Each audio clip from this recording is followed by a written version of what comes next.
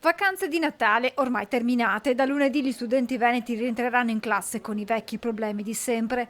Nonostante l'anno scolastico sia di fatto iniziato 4 mesi fa, sono ancora molti gli istituti che devono fare i conti con cattedre vuote. Mancano insegnanti di sostegno e docenti delle materie scientifiche, al punto che nella Marca Trevigiana è stata necessaria una chiama ulteriore. Siamo arrivati a 14 chiamate, 14 turni fatti dall'ufficio scolastico, senza contare tutte le chiamate per le supplenze più o meno brevi.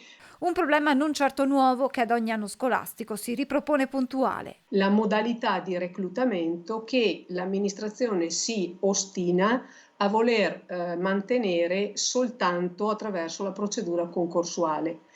La CISL Scuola, insieme alle altre organizzazioni sindacali, sta dicendo ormai da anni che questa modalità non è più sufficiente. A questo si somma un altro fenomeno con il quale si dovrà fare i conti nei prossimi anni ed è quello della crisi demografica.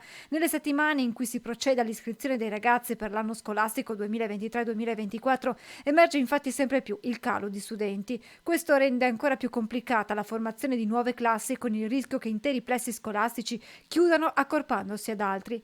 Nella Marca nei prossimi anni potrebbero essere una trentina gli istituti con meno di 900 studenti, numero minimo per l'esistenza della scuola stessa. La sola provincia di Treviso fra l'anno scolastico 21-22 e 22-23 ha perso 1800 alunni, e parlo soltanto della scuola statale. Nasce da qui la richiesta rivolta dalla CISL al ministro dell'istruzione Valditara. Non credo che l'unica risposta che può essere data sia quella del dimensionamento inteso come tagli, e cercare di approfittare di questa situazione, di questa occasione, per dare la miglior offerta e la meglio personalizzata per ciascun alunno.